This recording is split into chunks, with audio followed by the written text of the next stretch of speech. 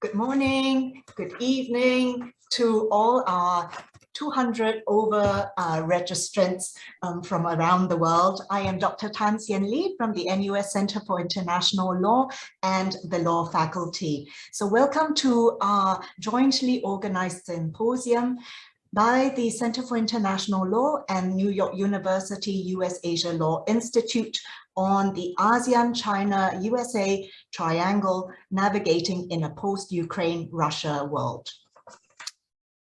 Today's symposium, which comprises two seminars, examines some critical dimensions of the current status and future challenges of the relationships within this triangle, as well as the relationship with other interlocutory powers such as Japan.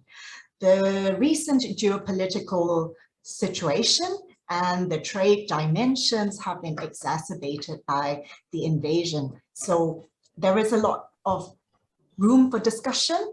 And I now hand you over to Professor Joseph Weiler from New York University and NUS Law School, who will host Professor Tommy Ko's lecture and the panel discussion thereafter. Professor Weiler, please. Thank you very much and welcome to everybody. If we think of this triangle, even before the Russian invasion of Ukraine, it was quite a complicated triangle. In the post-Russian invasion of Ukraine, things have really become, in some respects, dramatic. I'll give just a few examples. There's an emerging worldwide food shortage, which is connected to it. There's a dramatic increase in the price and supply of oil, precipitating an energy crisis. There is a wave of inflation covering the world, and all kinds of new alliances or claims for alliances are emerging as well. We have a spectacular panel to discuss this from different perspectives. The panel of today will be Elizabeth Celaya, Professor Wang Zhang Yoo, and Dr. Deborah Elm.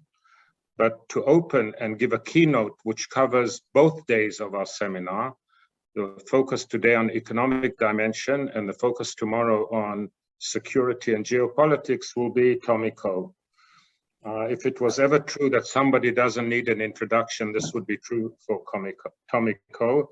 But still, I've just picked a few things from his rich curriculum. At present, he is Ambassador at Large at the Singapore Ministry of Foreign Affairs and Chairman of the Center for International Law of NUS. He was previously Singapore's permanent representative to the United Nations in New York, Ambassador to the United States, High Commissioner to Canada, and Ambassador to Mexico.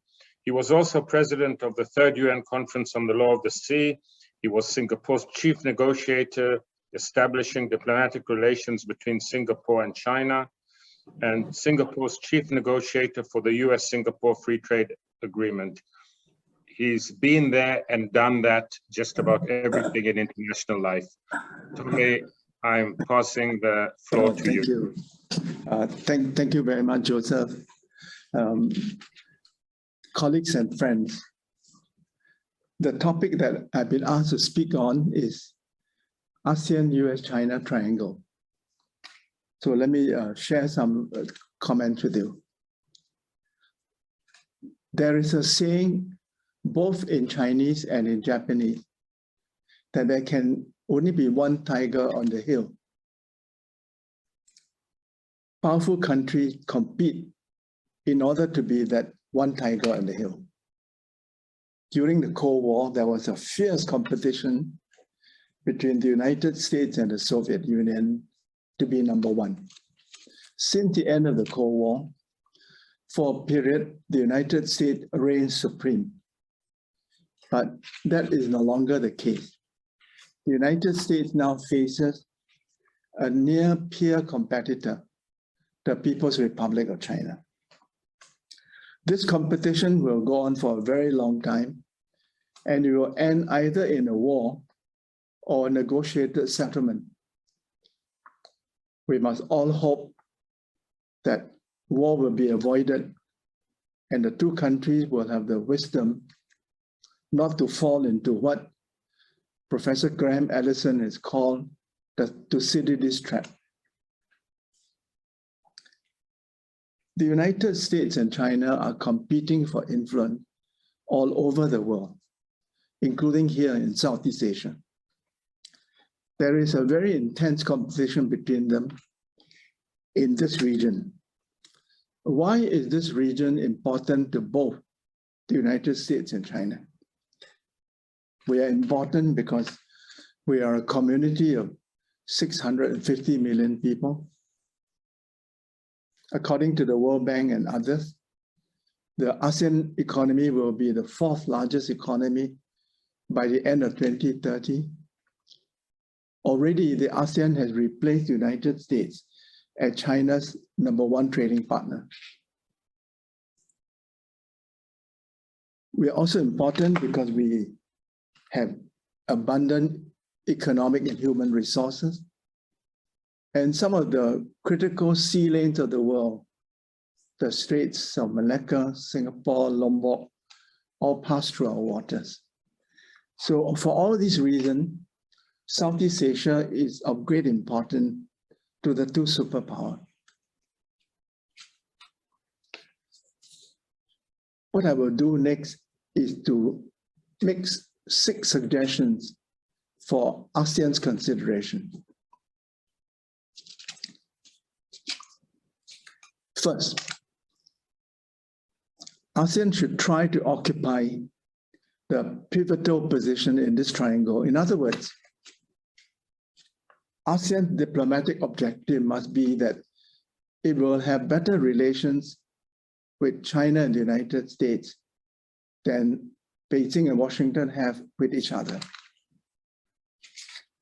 And I'm happy to report that at the present time, this is the case. ASEAN is on better terms with the two superpowers that they have with each other. My second suggestion for ASEAN's consideration is this. ASEAN must remain united and neutral. ASEAN's unity and neutrality is being threatened by internal division. And here I'm sorry to report that at least 2 member states of ASEAN have chosen to align themselves with one of the superpowers. Since ASEAN countries are sovereign and independent, they have every right to formulate their own foreign policies. However, when we meet at 10, ASEAN member states must remember that they have a loyalty both to their country and to ASEAN.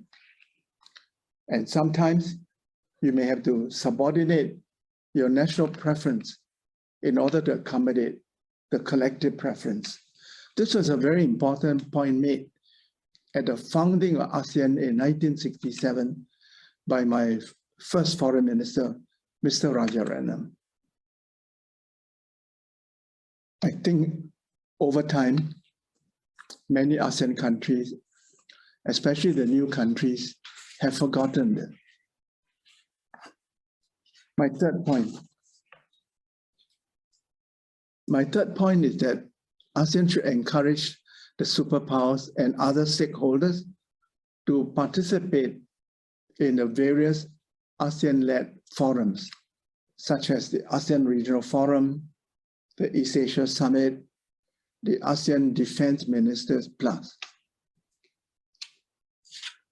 We should encourage the US and China to talk to each other and to cooperate with each other and with ASEAN in order to solve some of the pressing challenges of the world. Joseph has already referred to 2 of them, the food crisis, the energy crisis, but there are other longer-term challenges like climate change, peace on the Korean Peninsula, the non-proliferation of weapons of mass destruction, enhancing WHO's capacity to identify and fight the next pandemic, etc. The sad fact is that at the moment, there's a total lack of trust between Washington and Beijing. And the first step that they must take is to talk to each other.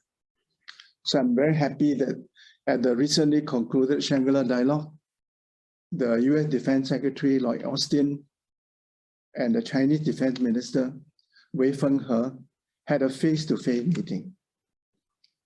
And on Monday this week, President Biden, National Security Advisor Jake Sullivan, and China top diplomat Yang Jiechi had a very long meeting in Luxembourg. Talking to each other is a necessary first step to rebuilding trust between these two great powers. My fourth point is that ASEAN should tell the United States and China not to decouple their economies, their supply chain, their technology, etc. Such decoupling would be difficult because the two economies are very integrated, but it's not impossible. Decoupling would hurt both the United States and China, but it will also inflict collateral damage on ASEAN and other countries. So decoupling is just a bad idea. Fifth, ASEAN should tell the United States and China not to start a new Cold War in our region. And I see signs of they are doing this by building coalitions of countries against each other. Southeast Asia is at peace, and we want to keep it that way. Our region's economies are gradually being integrated through the ASEAN Free Trade Agreement, through RCEP, through CPTPP, and this is a good thing. So our ASEAN's message to Washington and to Beijing is, please don't divide our region. My sixth and final point is that ASEAN should remind the two powers that there are many areas in which they have common interests, and we already discussed these areas.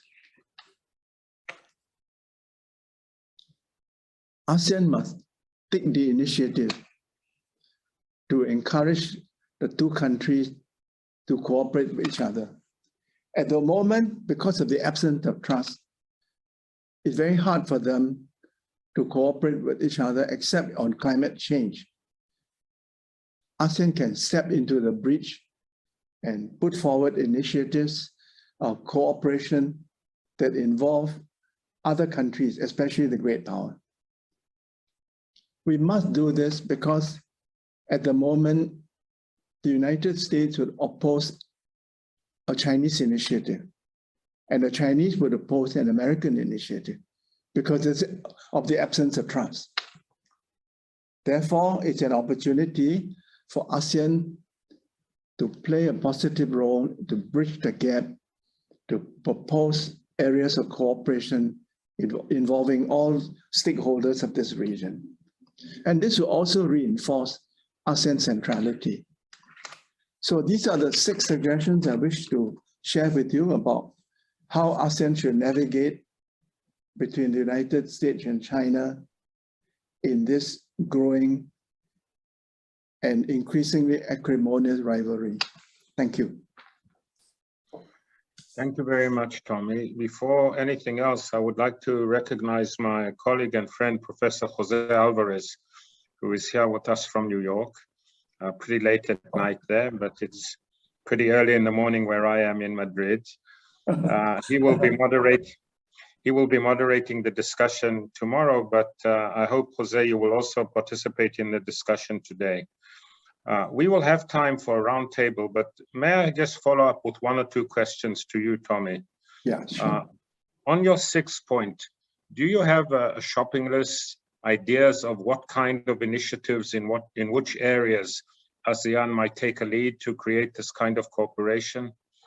Just to give us an idea of your thinking, what might be promising topic, promising areas? I think in addition to climate change, which is already on the table, we can put some very positive things, cooperation in the area of sustainability, cooperation on food security, cooperation on the energy crisis, cooperation on growing the green economy in all of our countries, peace on the Korean Peninsula, non-proliferation of WMD, just to give you a shopping list. And one other quick follow-up question. These were words of wisdom. They will be true. They were true yesterday, they are true today, and they will be true tomorrow. Would you care to mention anything specific with the current post-Russia-Ukraine conflict has made things difficult for this kind of position of ASEAN in the triangle?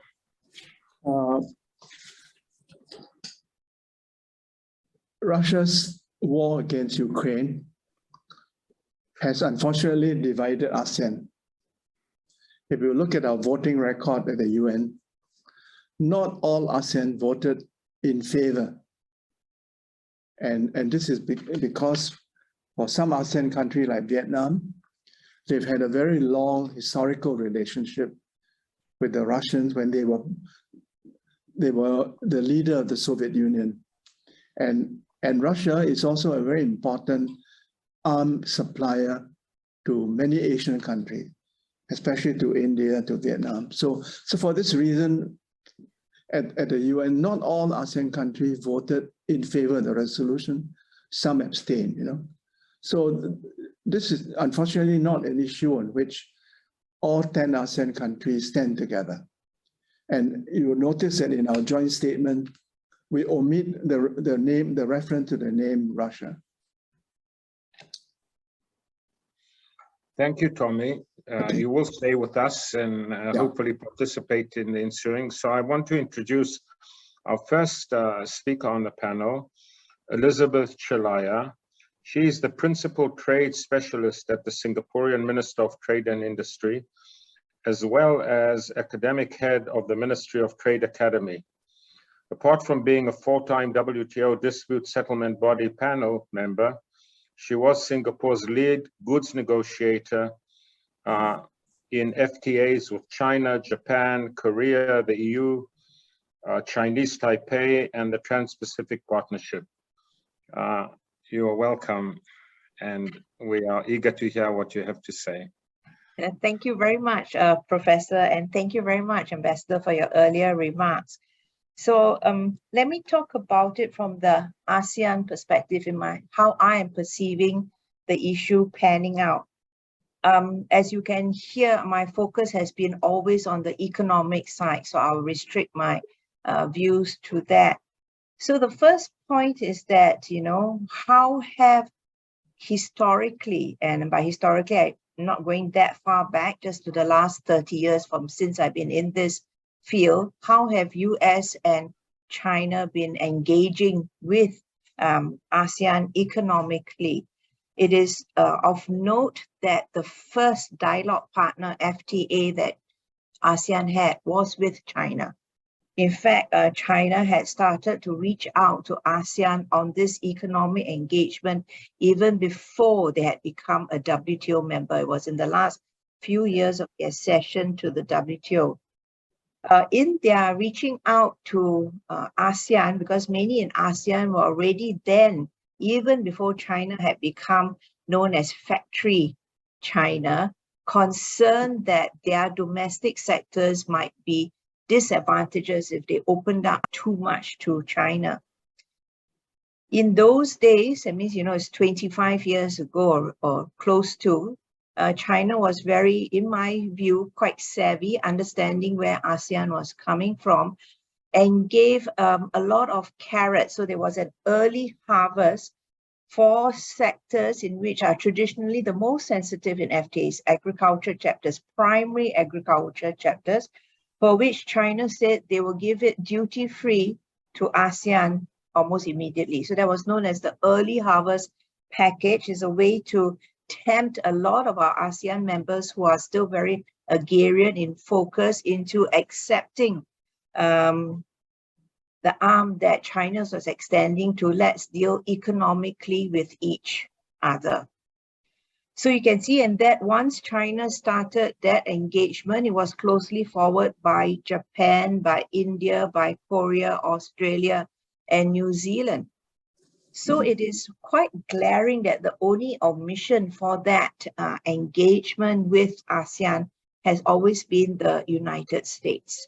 We have done a TIFA with the US, a lot of focus on trade facilitation, but that big carrot of market access, which I've elaborated how China already did the offering, to ASEAN, has always been missing up to date vis-a-vis the US engagement with ASEAN. Even in the recent summit, which I was very happy to see finally take place in Washington, because then there's a reach out to ASEAN members, there's been very little reported outcome as to whether we are talking about market access, how we are helping, how the US intends to help ASEAN grow. The perception, unfortunately, by many is that all the attitude is to help America more than it is to help the region. So how then do we try and, we look at this perspective so that ASEAN can see both as economic partners, but the US then has a bit of catching up. It's very interesting that for the Indo-Pacific Forum, we now have, some ASEAN members in the original grouping, thanks a lot to the overtures that our Prime Minister had done in discussing how we would like to see, because we see IPEF as being neutral. So then to go, first of all, to the points that Ambassador Koh said about where ASEAN can play a bridge or, raise all these issues, the question is at which forum? Because unfortunately today, we don't have a forum, many forums actually, in which, all three are there: ASEAN, China, and the United States. APEC probably is the closest, but also is not all 10 ASEAN member states. And, APEC is also facing a lot of the fallout over the US-China tension, and now the fallout over Russia. We didn't even have an MRT statement this year because some APEC economies walked out of the meeting to show their protest against Russia. So if you're having all this action, then where do you sit down and have discussions? The only forum left could be the WTO, and we're having the ministerial conference today, and one article has shown that the only issue where all three are aligned is the moratorium on customs duties, where all have participated in the joint statement on this issue. So the question then is, where and how do we do these issues? Whilst we are trying to see how to mitigate the fallout of this triangle economically in this manner, the relationship between ASEAN and China is increasing. We have RCEP that has just entered into force this year, and that is a very high-level FTA. Personally, as someone who was so involved in the TPP negotiations, it's really, really sad that the US decided to pull out. Until today, there's no signs that they will come back to what could have been a counterweight. And because you have some ASEAN members already in TPP and all in RCEP, we could then have been one of these forums in which to raise the issues that Ambassador has raised. So while ASEAN has very strong links for this part of the world via RCEP, via the Plus Ones, via the other regional forums, this then probably will be the way in which ASEAN will try to address the three crises that Professor Vela has highlighted. Food crisis, okay, so it's a bit unfortunate. Singapore is a bit suffering from that Tian Tian chicken rice and their ban on poached chicken because we have no live chickens at the moment, but it's a very real impact on us and on others as to what happens then when countries start to have to look after their own domestic needs and not just focus on what I grew up in my economic career, the slogan of free trade. Now you have a lot more security, protectionist issues all coming in. So very few countries are going to automatically say, no, I'm going to open my doors to everyone else when your own domestic economy is suffering. Because at the end of the day, you know, the perception is that leaders, you need to look after your own people first, because they are going to vote for you. If you're going to do everything for the outside world, then you may not come in the next election. So this is a, you know, domestic dilemma for them. So food crisis, because we have all these arrangements within ASEAN, within RCEP, it probably can be built on to say, how are you going to do advanced notification? How are you going to do diversification? How are you going to relook at strengthened supply chains as you try and mitigate non-tariff measures so that you can easily source? For the energy crisis, ASEAN had a grid. You know, we were talking about an ASEAN grid since 1999. So is it time then for us to relook at this in a stronger momentum? Technology has improved so much, and there's, you know, a basket of different sort of renewables within this region. Do we then see how you link up this grid? You know, unfortunately, America is very far away, so it's going to be very difficult to link up with the US. Again, that heightens your possible economic codependence of energy in this region, not just on China, but also on Australia, New Zealand. In fact, Singapore is doing solar panel link with Australia to help us overcome our carbon issues. And then energy, to me, is the biggest issue that needs to be addressed because it has such a knock-on impact on inflation. We are seeing it, you know, because overheads, you have to pay for much more than there's the trickle-down effect. So that's spurring on inflation, augmented by the food crisis. The food crisis in relation to Ukraine also raises a very important issue for me that I was not aware of, because, you know, Singapore, we have so many links to other wheat countries, the latest being Canada via CPTPP, and yet, you know, the producers in Singapore, the bread producers said that, oh, we are sourcing the wheat from Ukraine. Why? Because at the end of the day, for most of our SMEs, they are going to source wherever is cheaper. We are now discovering this. So how can we then work as ASEAN to have this perception looked at more carefully? So as we open the links, we are also trying to make it cheaper, more affordable for the SMEs, and hopefully then mitigate a bit of this inflation issue. So in terms of the triangle, I think ASEAN has got very strong links already with China, with Japan, with Korea, because they made a lot of overtures. We have the ASEAN +1 economic links and everything. The relationship with the US has been a bit ups and downs. They are sometimes with us, sometimes not. And the biggest carrot that ASEAN is always looking for to have an economic engagement, which is market access, is yet not on the table. So, you know, I think ASEAN as a whole, we are very strong. Apart from the political issues the ambassador already referred to, because of historical relationships, some of our ASEAN members were communists, you know, and stuff like that. Some still are. And so you have all these links. So how do we then maybe decouple the geopolitical from the economic? So you look at economic security in terms of navigating ourselves in this triangle. I'll stop now. Thank you very much. Thank you very much. And I think it would be best if we go directly to the next two panelists and start our conversation when we have the wisdom of all three plus Tomiko. So I'm very pleased to welcome Professor Wang Zhang Yoo, who is currently at the City University of Hong Kong School of Law and the director of the Center for Chinese and Comparative Law over there. He was previously at NUS Law School, where he was director of the Asian Law Institute and founding deputy director of the Center for Asian Legal Studies. He was a member of the Chinese delegation at the 1999 United Nations Commission on International Trade Law Conference, and he is currently Joint Editor-in-Chief of the Chinese Journal of Comparative Law and Joint Editor-in-Chief for the Asian Journal of Comparative Law, published by OUP and CUP respectively. So you're one of these people who's, you remember George Bernard Shaw says, those who can do, those who can't teach, but you can and teach. So welcome.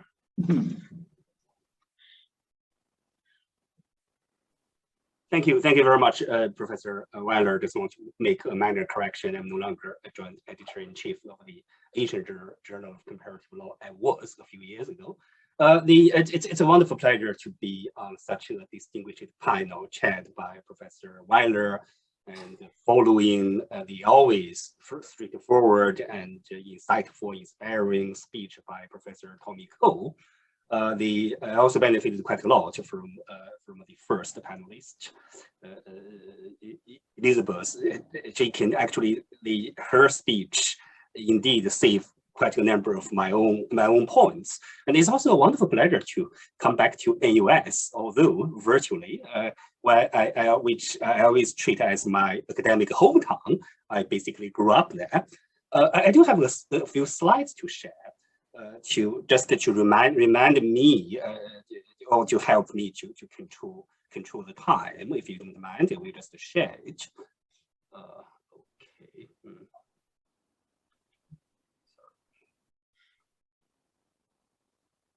Okay. Can you see the slides? Yes. Okay. So in my limited less than 50 minutes, I will be talking about 3 issues.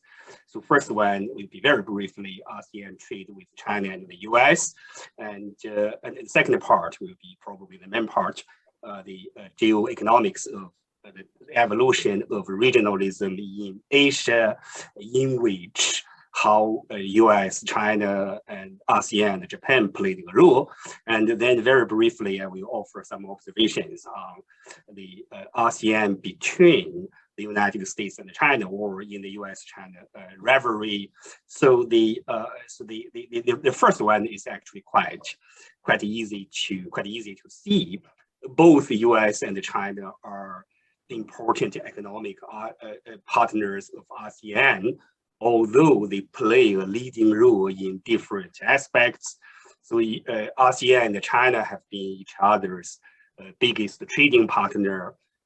China has been ASEAN's largest trading partner since 2009, and in 2000, in 2020, so ASEAN became China's largest trading partner, which is actually quite a shock, because one would not imagine this, that ASEAN can become China's largest trading partner 10 years ago, and now it is. So it shows the potential and the growing importance of ASEAN, which I will very much allude to it later. But the US is a leading investor in ASEAN, so that is it's quite a number of times of the Chinese FDI. So the US is much more important and source of FDI than China in ASEAN. But after all, they are both very important. We pass those slides. So my focus will very much be on the second part. So the evolution or the geoeconomics, to some extent, so the geopolitics of the evolution of regional economic integration or regionalism in Asia. It is actually quite a dramatic and interesting process, and it has profound implications for the situation we face today, and for lessons for us to learn in order to shape and rule-based regional economic order in the region, in Asia. So as Elizabeth mentioned, this round of regionalism or regional economic integration in Asia was actually kicked off by the China-ASEAN Free Trade Agreement, the ACFTA, ASEAN-China Free Trade Agreement, and which was quickly followed by an Japan-ASEAN-Korea Free Trade Agreement. And so after quickly after the framework agreement for the ASEAN-FTA, ASEAN-China FTA was signed, and China proposed the first idea, the initial idea of Asian regionalism model, that is ASEAN +3. So the Chinese plan has always been, even today, has always been the Chinese preference was always that the East Asia should have a free trade agreement first. So that is ASEAN 10 countries plus China, Japan, and Korea. And the Japan initially signed to it, but it quickly changed its mind very much in 2006. So Japan proposed the ASEAN +6 model. So that would include Australia, New Zealand, and India. But China was rather vehemently against it for a number of years, and in the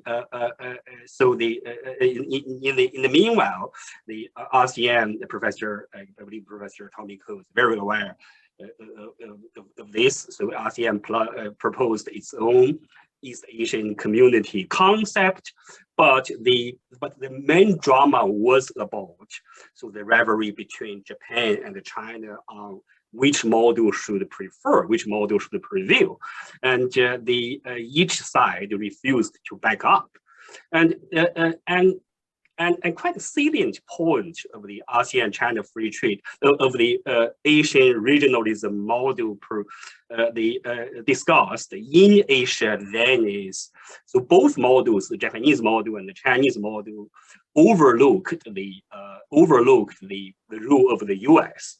So the ASEAN 3, ASEAN +6, both did not include the US. It was very much because the US was indifferent. The US was not interested. The US was busy on the war on terror, and the US didn't participate, so didn't engage very much, and the US was not very willing to offer market access. So but eventually the US turned its attention to Asia. So that's why you have the rise of the TPP. So the TPP is a 21st century high-level agreement, which includes some of the ASEAN countries, but not others. But the TPP negotiations were very successful, dominantly led by the US. It was very successful, and it quickly became the leading agreement, the dominating agreement in Asia. So basically, the TPP intercepted, the TPP stopped the ongoing regionalism movement in Asia, and China was not included. So the China was actually quite nervous about it. And actually China came up with a number of responses. So China proposed the FTAAP, so the free trade area of the Asia Pacific, which was actually originally an American idea. It was proposed by Professor Bergstein of the now the Peterson Institute of International Economics, and China wasn't interested then. And then China in 2013, China they came up with this Belt and Road initiative, which was in part a response to the TPP, and then China began to support an idea which it was originally opposed to. So the RCEP, the RCEP. The RCEP was indeed the ASEAN +6 project. So something supported and proposed and supported by Japan. So China, with the rise of the TPP, if you compare TPP and RCEP, and China suddenly found that RCEP is not acceptable. So many people said that the RCEP is the China-led project, which it is actually not. It's an ASEAN-led project. So the agenda, the guiding principles, the blueprint, they were all set in ASEAN, initially in Jakarta. So China was actually was only a participant, but China was a very enthusiastic supporter because China had no choice. Compared with TPP, what do you want? So this is at least the second best. So that's why you have the formation of the RCEP. So that is basically the evolution of regionalism in Asia. So the TPP, the Asian regionalism, in quick summary, Asian regionalism didn't include the US, but the TPP intercepted the China-Japan dominated regional economic integration in Asia, and it canceled ASEAN's role as the driver of Asian regionalism. And the function, so one of the key functions of the RCEP is to put ASEAN back to Asian regionalism. So ASEAN back to the driver's seat of Asian regionalism. So that is, I think this process can actually offer quite a number of important lessons for Asian regionalism. The Asian countries, I guess, especially China and Japan, were rather short-sighted in terms of not practicing open regionalism, not including other important economic partners, especially the US, and eventually they paid the price. So now we face a new situation. So now I move to my third part, ASEAN in the age of US-China rivalry. So we have a new situation here. The new situation is now we have two important the mega free trade agreements. Both CPTPP and RCEP are established agreements. So we are living in the age of CPTPP and RCEP. And we're also living in the age of US-China rivalry. It's becoming explicit. So in the past, I guess, very much before Trump, the US and China at least pretended to be each other's partner, right, rather than competitor. But now things are made quite clear. They're strategic competitors. So the game between US and China is strategic competition rather than cooperation. Cooperation will be there only when necessary. So both US and China are relying on different tools. So for the US, the most recent development, the US proposed the Indo-Pacific economic framework, a very new product. I think from the Chinese perspective, China is watching, but not very worried, because I think frankly, China's biggest fear would be the US coming back to TPP, to join the CPTPP. That will be a real threat. But the IPEF, because it is merely very much an outline of key issues, and more importantly, it does not include any US market access concessions to other countries. I think the US is constrained by its domestic politics. It cannot make market access concessions. But if you don't give others things, you can't get. So China does not worry too much about other countries being lured into the American fear of influence. Although the Indo-Pacific economic framework does include important things, including regulatory coherence, standards, and export control. So China is watching and see.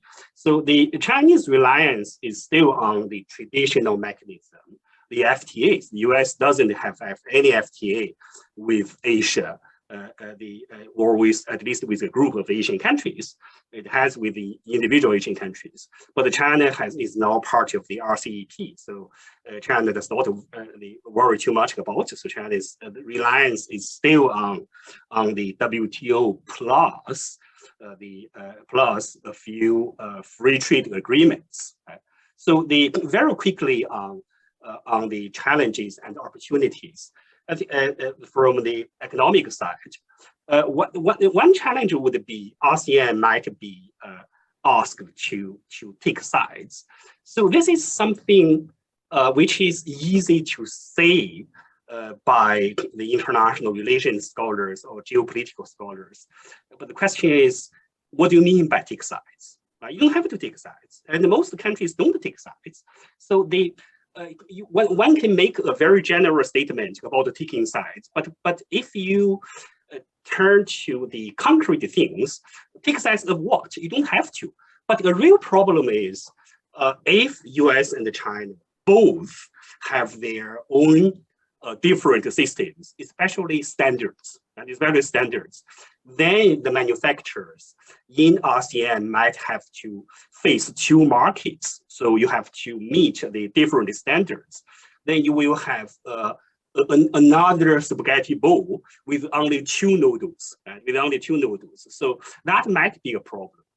So it depends on how much decoupling occurs between the US and China, and the ASEAN in between will have to decide. We'll have to split its supply chains, right? So which will increase the costs. But my view is actually for ASEAN is actually in a very good position. ASEAN has more opportunities than challenges. So the first major opportunity would be ASEAN now would have market access to both powers. So the US and China might be decoupling from each other, but they are, in order to woo ASEAN, they have to get market access to the two countries, and ASEAN is now in a much better position to maintain ASEAN centrality. So 10 years ago, ASEAN was much weaker.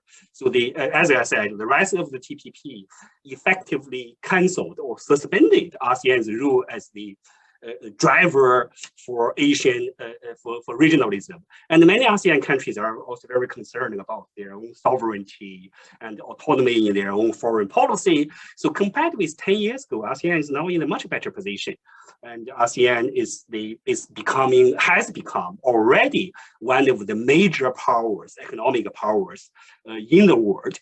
And now US and China both are competing to please ASEAN or woo ASEAN, so they probably should respect ASEAN, the centrality, ASEAN autonomy more. And both US and China probably realize that to many ASEAN countries, both superpowers are belligerent powers. They are not nice powers.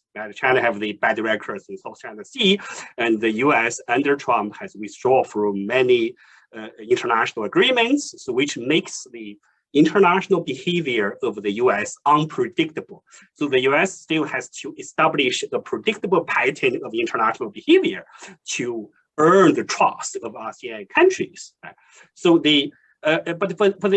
for US and China, because they are unquestionably locked into great power competition, and historical experience tell us that when you have great power competition, you need a third party, right?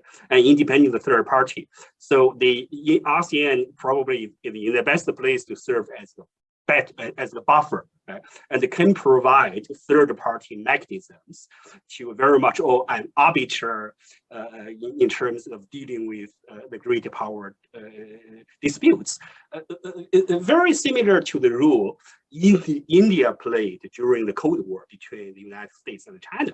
So those are and both probably many Chinese investors already view ASEAN as the best FDI destination. So if you look at the statistics, the Chinese, the rich people and the Chinese money is going to ASEAN, and they're going to Singapore. So ASEAN will also benefit in that sense. I think this will conclude my presentation. Thank you very much. Thank you, Professor Wang. If you could de-share your screen, please. Sure. Yeah, I'm doing that.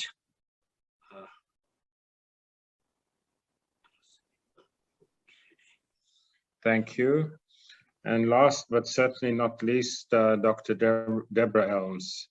She is the founder and executive director of the Asian Trade Center and the president of the Asia Business Trade Association.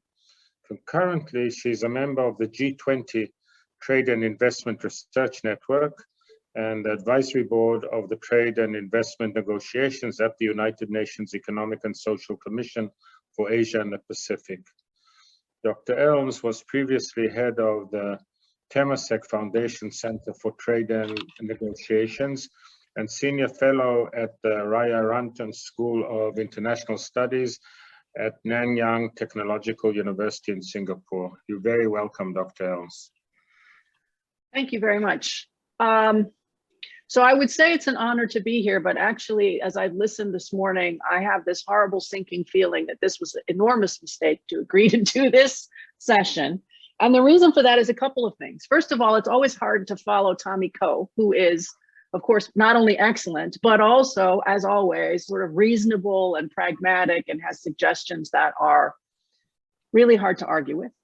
But also because I am going to be expected, I think, because I am an American, to take the US perspective in this triangle. And that's a challenge, I have to say. So let me, how does one do that, especially when talking about ASEAN, China, US? That's difficult. So let me just preface all of this by saying that I do not work for the US government. I have been sitting in Singapore since 2005. I have recently come back from Washington for the first time in forever under COVID, which was a eye-opening experience, I have to say. So I will see what I can do to give you at least my interpretation of what's going on with the US as it looks at Asia in the economic sphere specifically. But do recognize, don't shoot the messenger here. I did not design these plans. This is not my best, like if I were advising, White House, this is probably not what I would come up with, but I'll try to explain, at least to this audience, why I think the US has chosen what it has chosen and what that means for the evolution of this triangle. And hopefully it all makes sense at the end.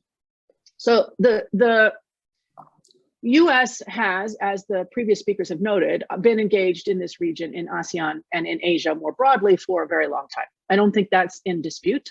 I don't think people are arguing that the United States has not been economically engaged as relates to its company activities. So American companies deeply invested in and across the region. The American business community, for example, here in Singapore, will repeatedly remind you that they are the largest investors. I'm not actually sure that's true, but we'll give them the benefit of the doubt. There are lots of American companies across Asia. There are lots of supply chains that cross the Pacific back and forth. There are lots of Asian companies and lots of ASEAN companies who see the US as a very valuable and lucrative final market. Now, that's important because many, especially at a time of economic disruption, having the US as a final market matters for economic growth coming out of this challenging pandemic and potentially heading into a recession of large or very large impact. So I think it is important for the United States to remain a final market, which is an unusual role that China, despite all of its economic prowess and despite China's incredible integration in and across ASEAN, where it now dominates the US in terms of trade flows. So there are more Chinese goods trade flows in ASEAN than American. There's less services trade flows and there's less investment trade flows, but on trade and goods, the Chinese clearly dominate.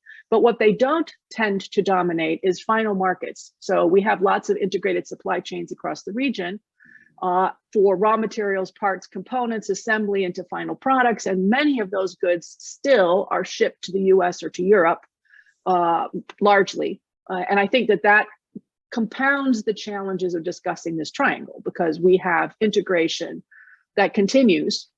And one key point that I think always gets overlooked in these sort of high level discussions we have about don't make us choose and about reshuffling supply chains and resilience and all of that is that despite what governments think, they don't control companies, not directly or not normally directly. They can, of course, adjust what companies do, but based on especially regulatory changes, they could change legislation, they could sanction companies. So there's power that government does have over companies. But at the end of the day, supply chains are built the way that they're built because of decisions that companies have made.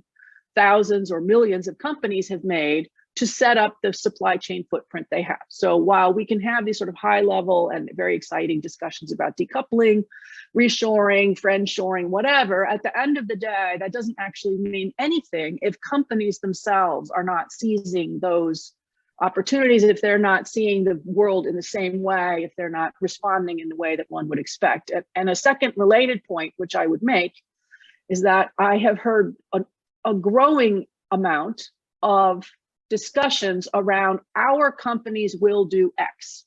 And I just want to remind everybody that it's very hard to know who is our company in a integrated and globalized economy. I mean, the fact that you are headquartered in one country doesn't necessarily mean that you identify with and support the foreign policy or the economic policy of that country. So I just want to put that out there because I think that gets lost often in these sort of high level discussions that we often have about economic issues. So let me turn then in this sort of, why do we have this triangle? Well, partly because we have incredible economic links that combine these three regions that are under a lot of stresses. And they're under stresses for a whole variety of reasons: COVID, Ukraine war, rising tensions, politics, security, et cetera. And I think that is creating undue pressure, but I don't think that's unusual. I think as many of the previous speakers have noted, we've had an up and down of pressure across this sort of triangle, if you will, for some period of time. And I don't think it's unusual right now to have that pressure, because we see pressures in other parts of the world as well, as we have, again, COVID, recession, creaking international institutions, great powers who are off doing their own thing. I mean, there's lots of stuff that's creating some challenges to the system that we have been familiar with for quite some period of time. And my guess is that all of us, or most of us on this call, have spent a good part of our lifetimes building a certain structure, a certain institution, set of institutions, and we like that. We've put an awful lot of our own personal investment of time and resources into creating a structure. And it is very challenging to watch that structure come under such incredible pressures and threats. So there's always this sort of, I think, personal investment and reaction to seeing that triangle come under unique stresses. So let me turn and talk briefly, and I'll make this brief. And again, remember, I'm not in the US government.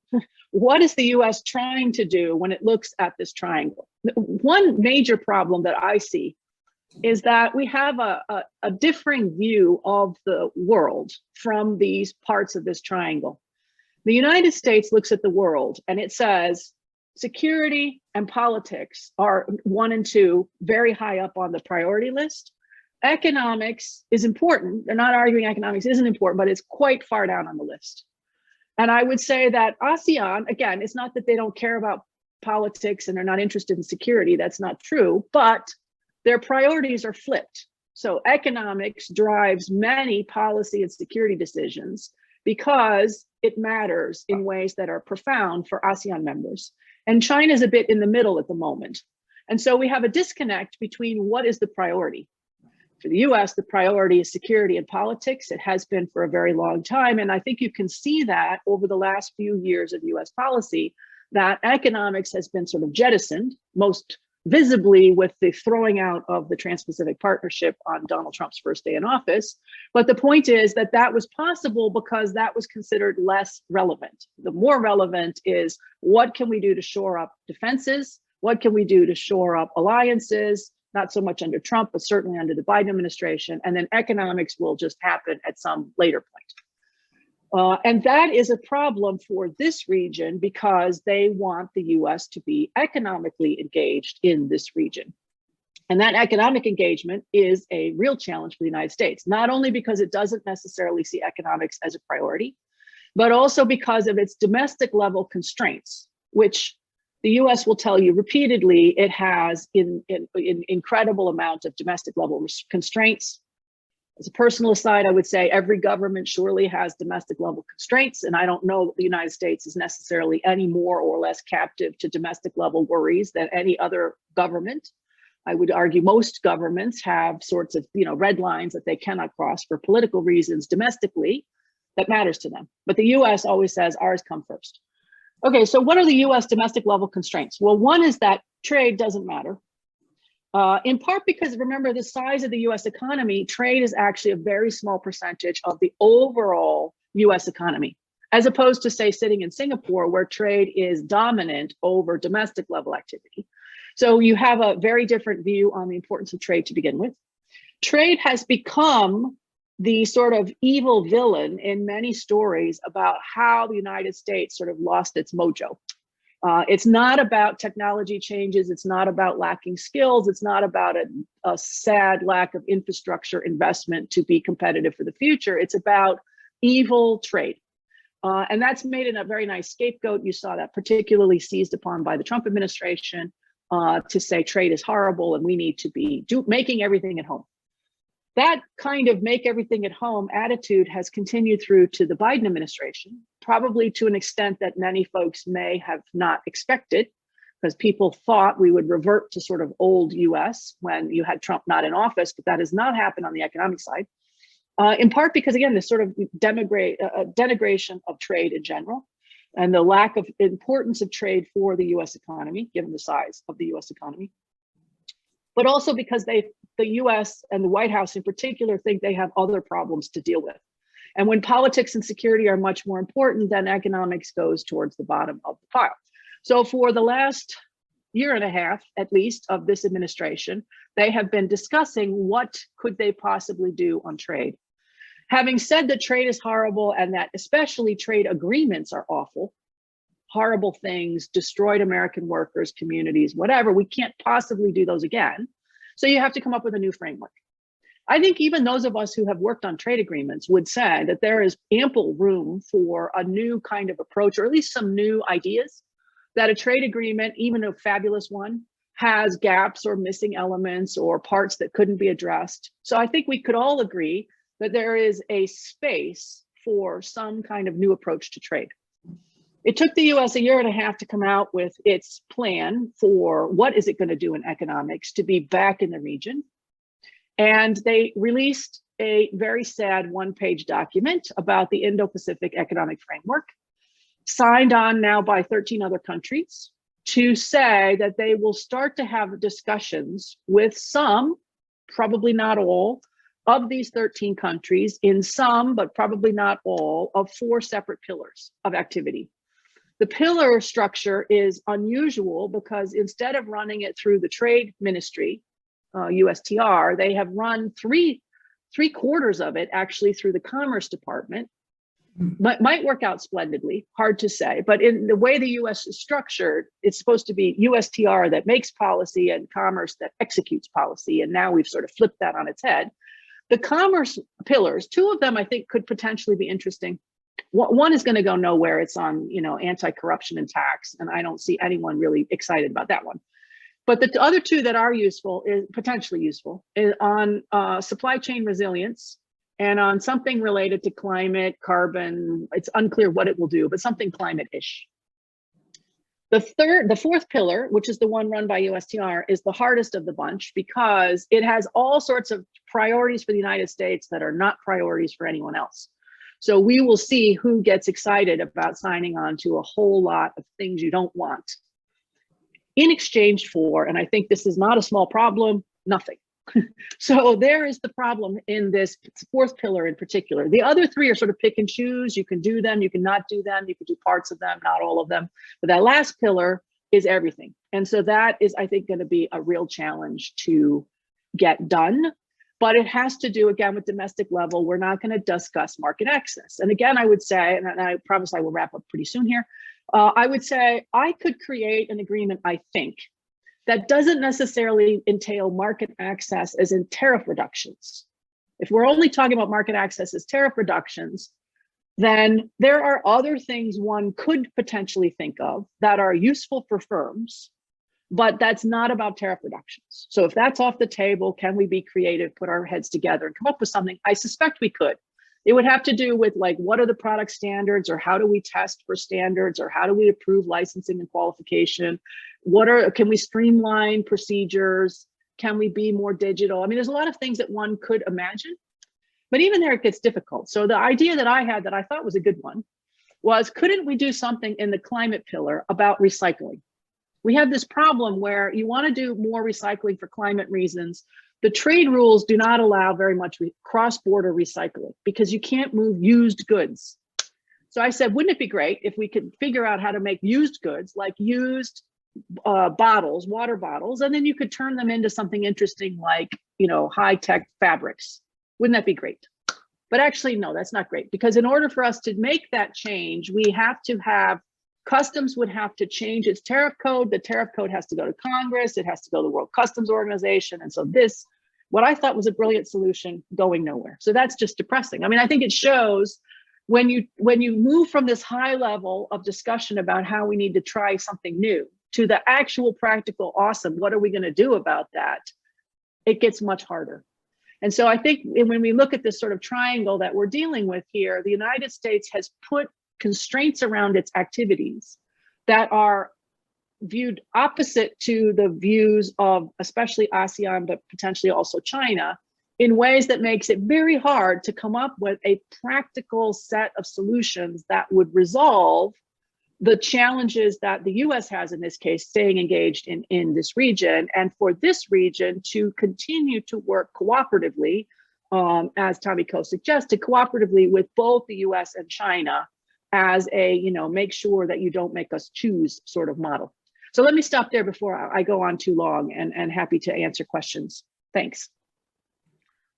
Thank you very much, Dr. Elms. This is how I suggest we proceed.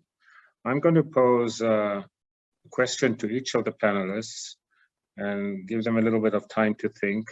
And while they're doing that, I'm going to invite Jose Alvarez from New York and Tomiko, if they want to ask any questions or make any comments on what we've heard. So in some ways, it's a common question. We did say the triangle in the post-Ukraine-Russia war. So for example, Dr. Elms, I find it striking and persuasive when you said for the United States, it's politics first and trade number 17. But given this new scurrying around by the United States to build coalitions in this emerging new Cold War, etc., do you think they would be forced to change track in some ways in order through trade to buy coalition partners for their political objectives? You might have other thoughts, but it's in that direction I want to push you. To Professor Wang, how does the post-Russia-Ukraine both affect, if at all, your challenges and your opportunities? Does it diminish them? Does it enhance them? Are there different challenges? Are there different opportunities? And to Elizabeth Celaya, here is one thought, but you might go another direction. For example, I don't believe the United States suddenly will fall in love with the WTO. I was about to say again, I don't think they were ever in love with the WTO. But does this new geopolitical situation, will it force them to become more cooperative, not because they're in love with the WTO, but they need to be the good boy in order to build these coalitions, etc. So while generally speaking, I'm saying, please bring to what you were saying the post-Russia-Ukraine equation. How, if at all, maybe not, but if at all, how does it affect the principal ideas you presented? And now I want to turn first to Jose Alvarez and then to Tomiko and say, do you have any comments? Do you have any questions to our panelists? So Jose, it's over to you. Thank you all. This has been a treasure of insights, and I particularly appreciate hearing from my old friend, Ambassador Ko, who's always a delight to hear.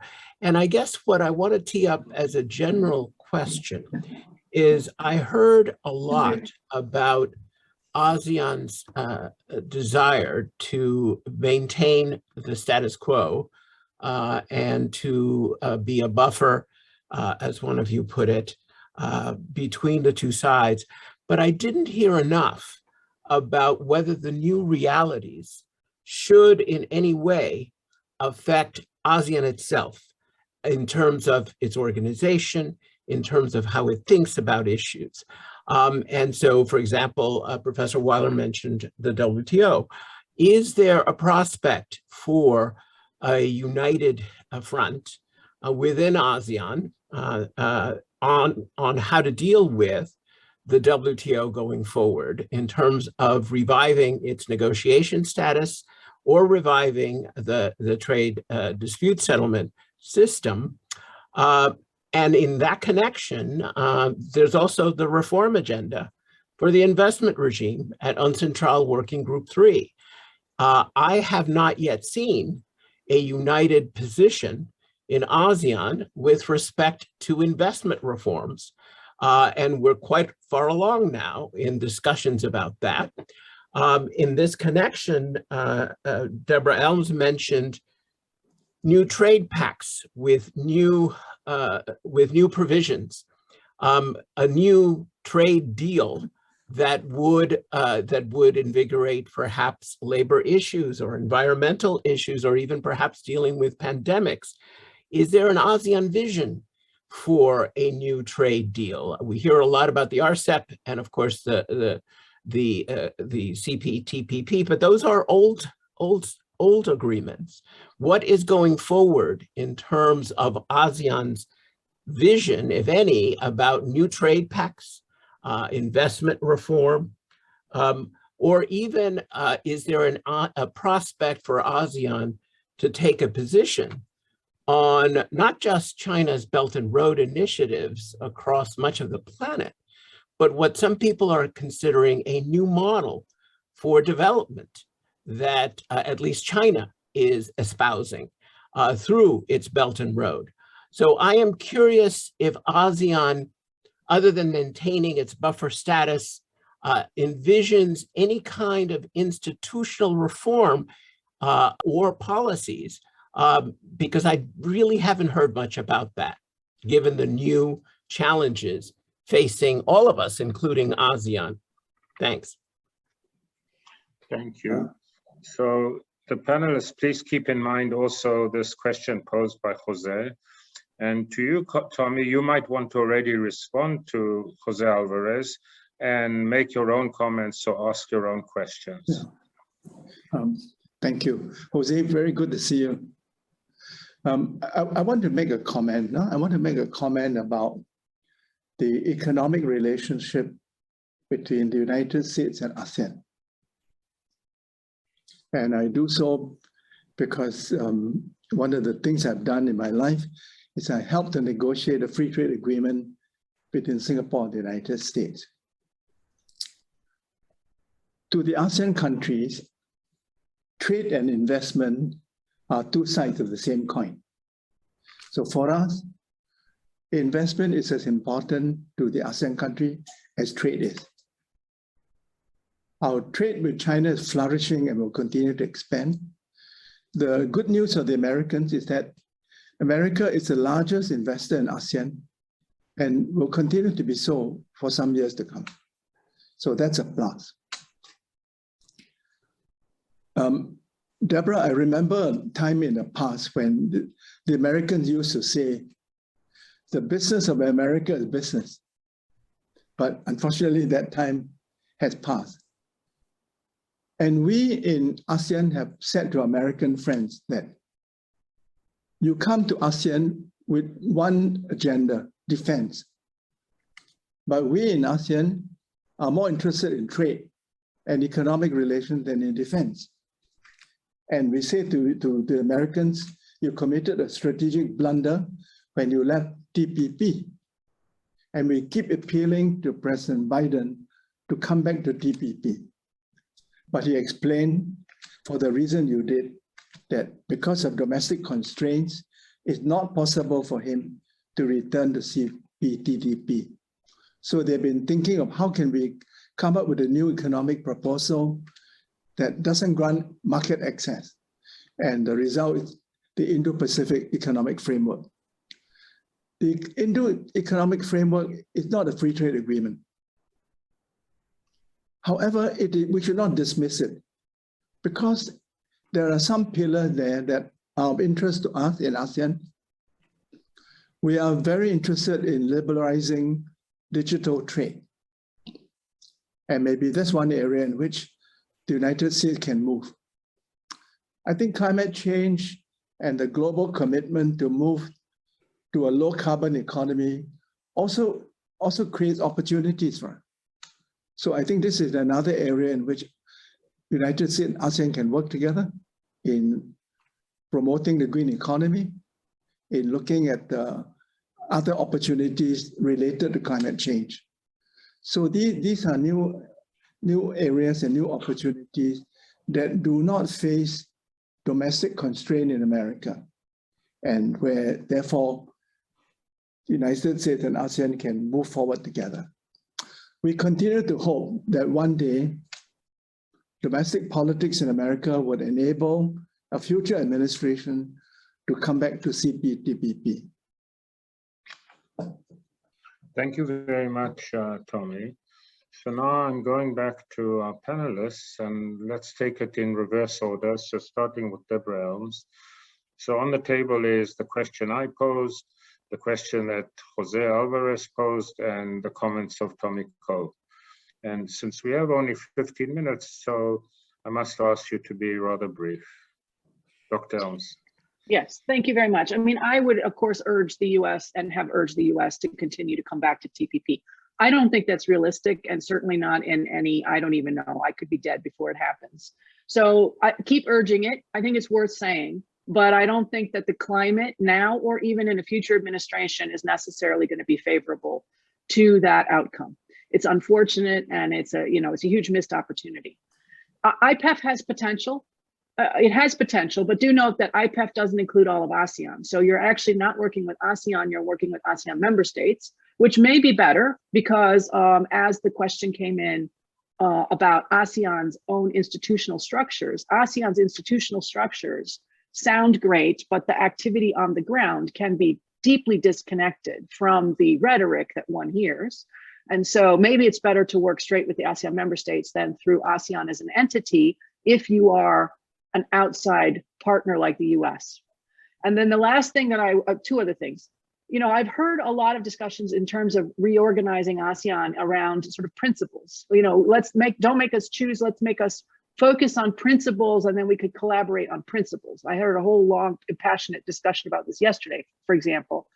That sounds great. And I understand why principles seem very seductive, because who can argue with the idea around principles? It sounds great. But then we have to get to the next level, which is what principles? Designed by whom? To do what? And what is it that you actually do to get principles? So I think it's an inflection point, although we haven't really talked about it here, for ASEAN as well, to say this sort of being a fulcrum or a pivot point, again, sounds great, but how do you actually do that? How do you deliver that on the ground? And the last point that I'll just make about this triangle in the Ukraine situation is that one of the reasons why the US is also struggling to deal with ASEAN, I think, is because they have Ukraine that they need to address. They also have an incredibly strong opposition to China inside of Washington, D.C. at the moment that is consuming attention.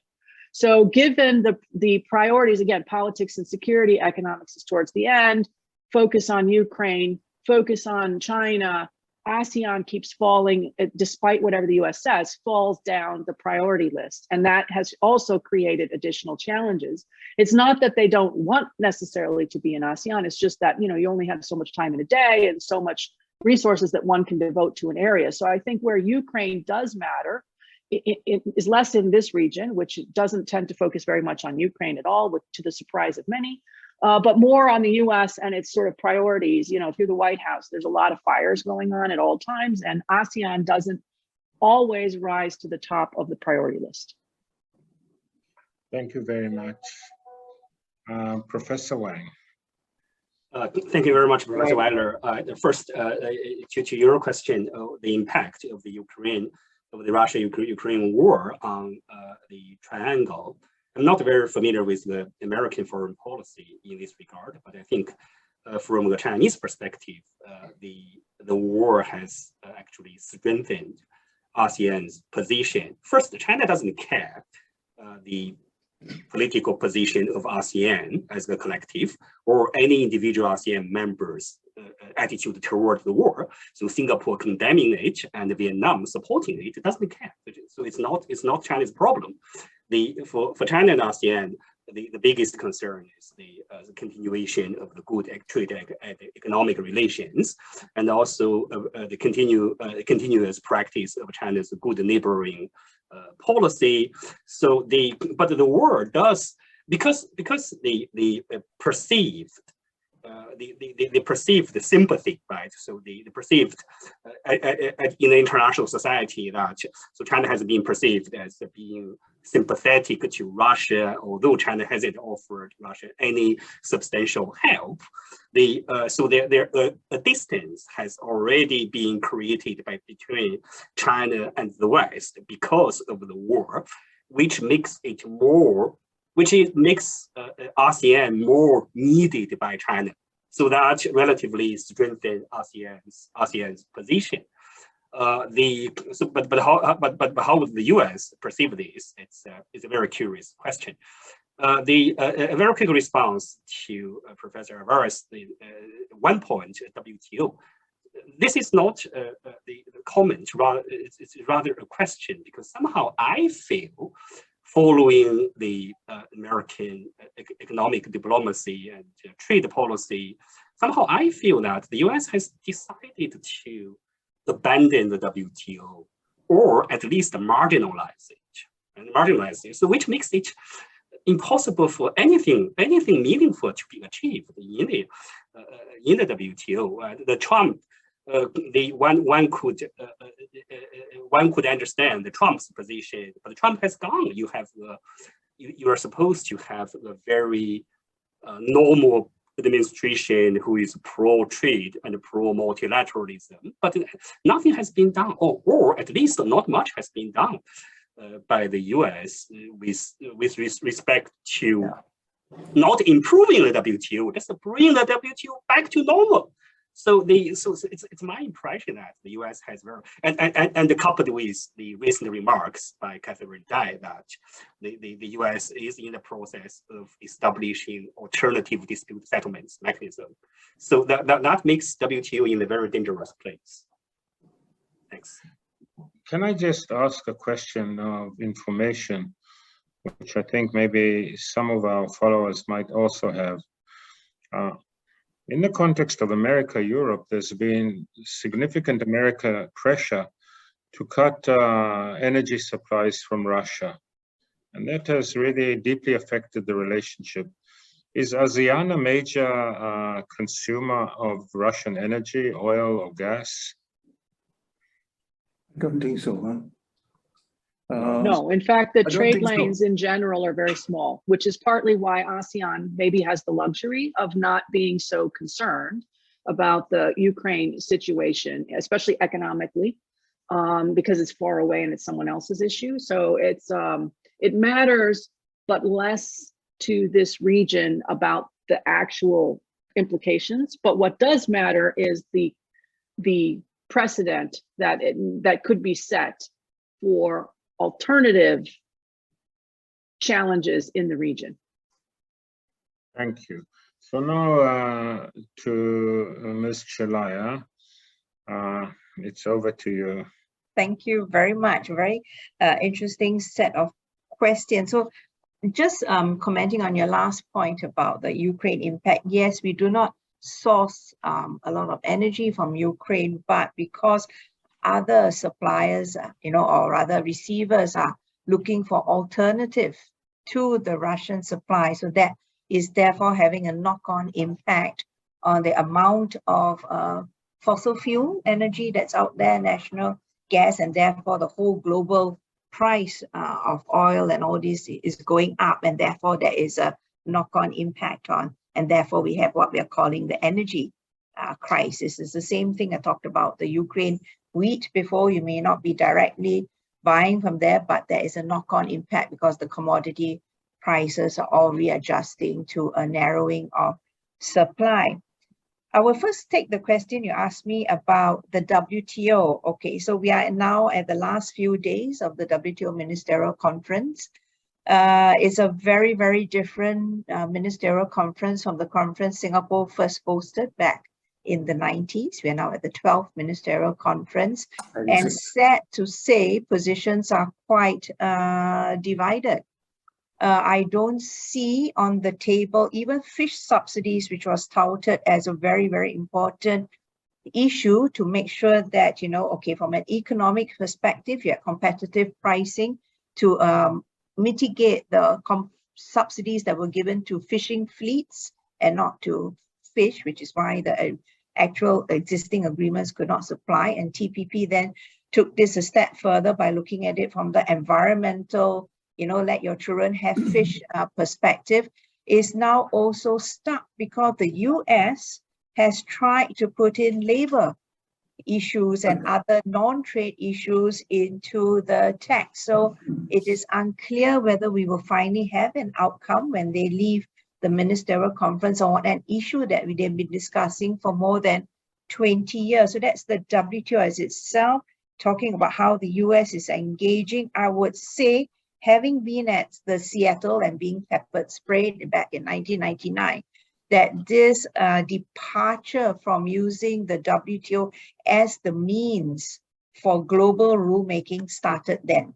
Started in 1999 when the US was unable to host a successful ministerial. We had to meet at night so to avoid the turtle excluder lovers and all this. It was quite a mess, and we haven't really recovered from that. The division in the WTO continues to permeate. There's this perception that you should only talk to friends. I was just telling the young officers the other day that if you constantly just talk to your friends and not to those who have a different view, it's going to be very, very hard to come up with a compromise. And then this brings me to the role ASEAN used to play. So yes, ASEAN used to do a lot of ASEAN statements when I was on post in Geneva. That was my KPI for my ambassador, work towards an ASEAN statement. He saw it as that if ASEAN could come together, we were very close to getting a WTO view because we have so many different views within ASEAN itself. So to find, you were then the bridging road. But unfortunately, for a myriad of reasons, I've yet to see any ASEAN statement over the last 5 years. So I'm not sure why this is the case. So if you're asking whether then ASEAN can use the WTO to, as we were talking earlier, to try and take forward some of Ambassador Koh's suggestions, it may not really be the case because, or unless you have a lot of patience, because we need to work together as ASEAN members first. You need to change that around. Thinking about new trade pacts, yes, I think regulatory coherence is something I've been hearing since 2008. Yet we haven't really taken this forward, but this would address what Deb Elms talked about, a new way of looking at market access, dealing with the NTMs. So I have a little suggestion in the little time that I have left, is that since the government organizations seem to be torn between politics, security, and different perception of the role trade will play, and then building upon what Deb said about how the US business is very active, can we then try to do a ground up from the business side? I mean, Professor Wang referred to FTAP, and FTAP started that way. It was a business proposal in 2006 that we then took forward in many ways until we announced the Yokohama Declaration in 2010. And Singapore was very active in pushing this APEC agenda, but it started from the business. So if businesses are already so engaged here with their key supply chains, how do we then work maybe ground up again? Because that is where usually business don't have this politics, like I don't want to talk to you, I'm going to walk out and stuff like that, because to them profits and making money is the end all and be all. And if they can find a way to collaborate on this, that might be a new way of looking at how to get out of this triangle. Thank you. Thank you. I want to raise one last issue, which was conspicuous in its absence. Had we had this meeting 4 months ago, I'm sure the word COVID would be mentioned, or pandemic. The new world and also somewhat the decline of the pandemic maybe obliterated it. But my question is to any one of the panelists or to Tommy, and this is also inspired by a question that came from one of the participants. So part one of the question, in what way has, if at all, and maybe the answer not at all, has the pandemic affected the triangle in some aspects? And B, has ASEAN learned as ASEAN any lessons? And might that be an area of activity for corporations in terms of vaccine development and policies to deal with this? Because we can't be sure that it's really over. We now are really living in a world that we have to expect this. So does anybody want to address the COVID issue? Tommy. I think the big difference between now and 6 months ago is that except for China and Hong Kong, the rest of us have transitioned to a new paradigm, and the new paradigm is to live with the virus. So we are not pursuing a zero virus policy as China, Hong Kong are still doing. We have vaccinated our people.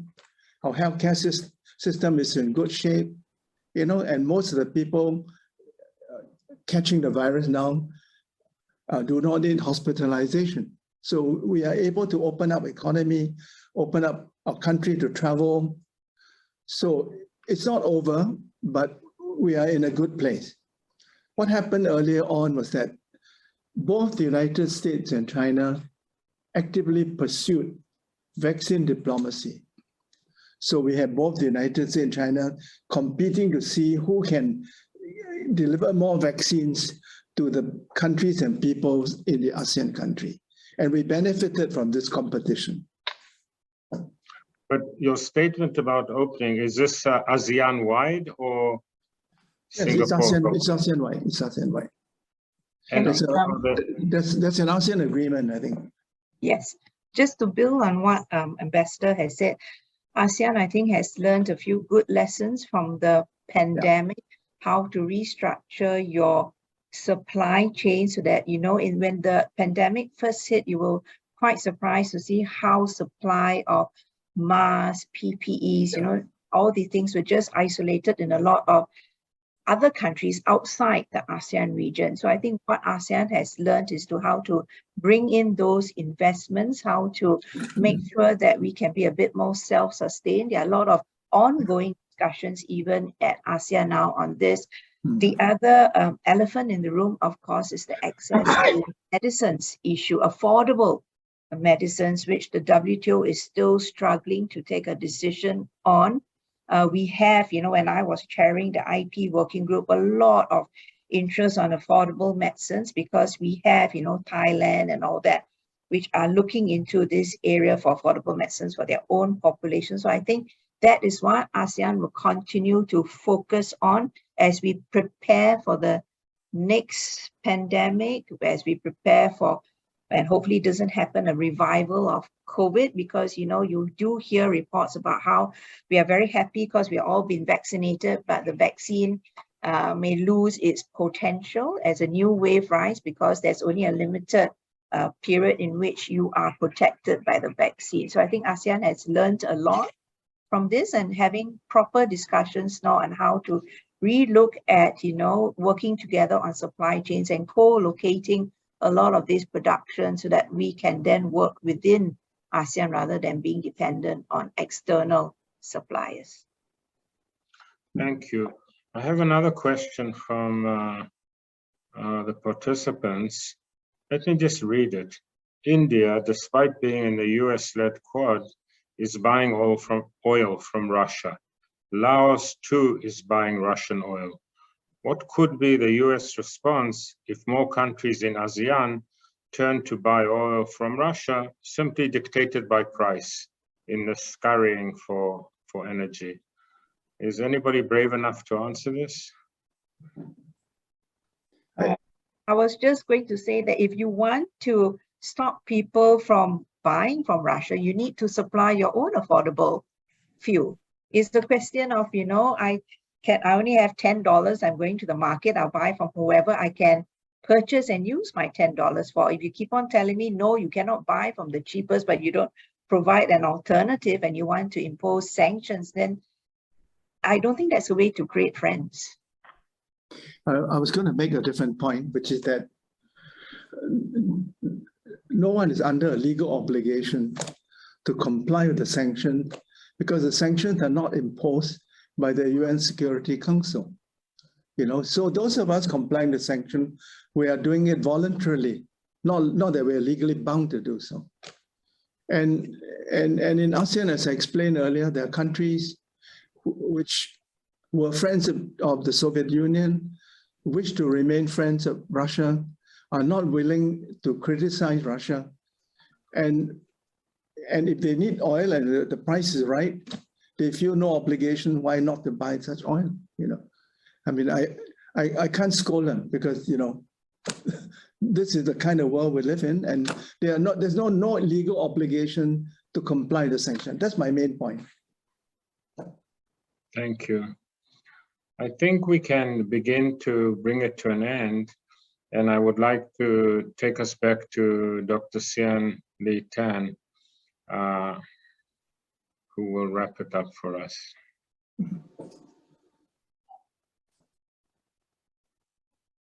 Thank you very much, Professor Weiler, and also to Professor Koh and all our panelists for this very rich and punchy discussion. So we will have session 2 tomorrow, depending on where you are. It's Thursday, 16 June, 9 p.m. Singapore time, but 9 in the morning Eastern Standard Time in the US. So please, Jerry is going to flash it up. And so, carrying on the discussion, please sign Professor Jose Alvarez to speak a little more about day 2. Jose, please.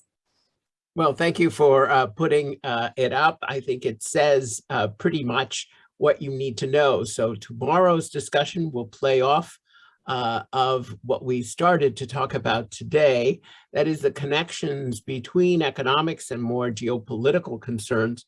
And we have a wonderful panel with, as you see up here, experts that can approach this from a diplomatic perspective. Susan Thornton is an expert on the US strategic approach, so we can expect some explanations about the Biden administration's approach to this. Peter Dutton is an expert from the international law side, especially on maritime strategies, law of the sea disputes that continue in various ways. And Professor Fujimura will bring an IR perspective as one of the leading voices in Japan, which of course was mentioned today, but will be at least a discussion because it's not just a triangle. There's another element here, and we heard a little bit about it teed up by a couple of our speakers today. There are lots of interesting, highly contentious political issues that will be raised. The one thing I will say is, despite the hour, I hope folks in Asia, including in Singapore, of course, will tune in. The hope is that this will be conducted as completely as an engaged conversation. No set presentations by any of the speakers, no PowerPoints, directly into, I wouldn't say a debate, but a lively discussion, posing questions, not just by me, but hopefully anyone who attends. So this is one of our collaborations between US Asia Law Institute here at NYU and NUS, and we've always learned quite a bit from all of you, especially your incredible skills at putting this thing together. This is a very timely discussion, given, as you know, the vision statement that came out of the White House summit, given Professor Biden's trip through the region, given some of the statements made by President Biden with respect to, say, Taiwan in various places. So this is some hot stuff, and I hope many of you can tune in. Thanks very much. Thank you, Professor Alvarez. And with that, I would like to close the session. And thank you once again for joining us. So see you tomorrow.